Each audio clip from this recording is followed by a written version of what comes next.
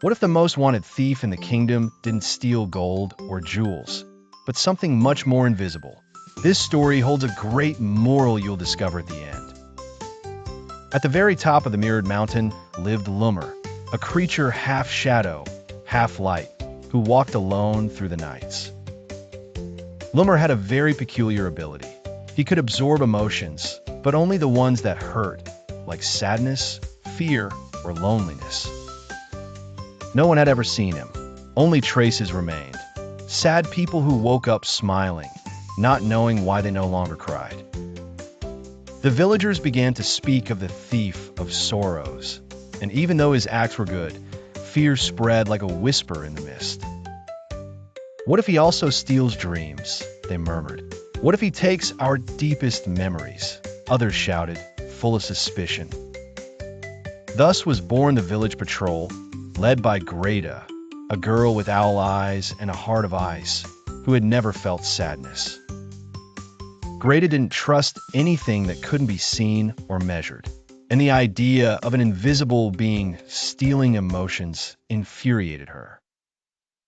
One blue moon night, Greda went out alone with her net of lights and her emotion compass, determined to catch the strange thief. In the forest clearing, the air grew thick, and among shadows she saw a figure dancing with colored threads emerging from the wind. Lúmir did not flee.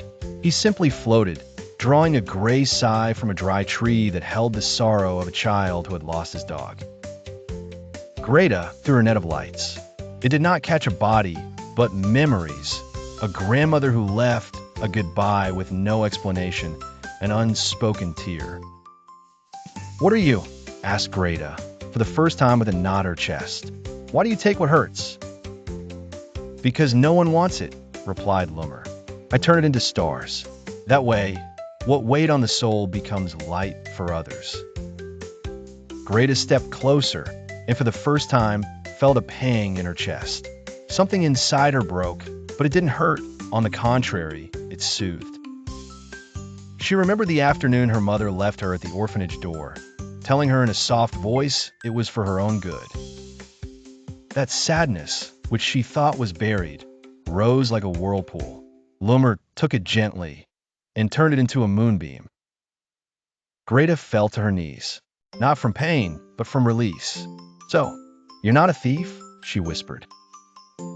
"Maybe I am," said Lúmir, "but I only steal what tightens the chest and clouds the gaze.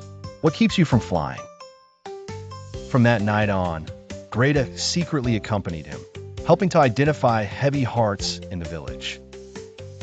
Over time, the fields bloomed more, laughter returned to the plazas, and sad sighs vanished with the morning dew. No one knew that Greda, the girl with the frozen heart, now spoke with emotional butterflies and planted happy memories. But one day, Lúmir began to fade slowly. "What's happening to you?" Greda cried, not understanding. "I fulfilled my mission.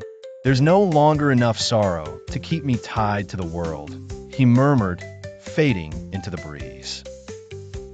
"You can't leave," said Greda. "There's still pain inside me." But Lúmir only smiled. "You've learned to transform it on your own."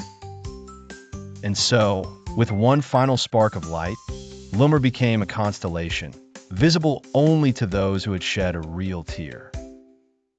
Since then, every time someone let go of a sorrow, a new star would shine in the sky above the mirrored mountain. Greda founded the House of Emotions, where children and adults learn to release what hurt to make space for what brings light. Although no one ever saw Lúmir again, his legacy lived on in every relieved sigh, every long hug, every healed story. Because sometimes, the greatest heroes don't fight or rescue.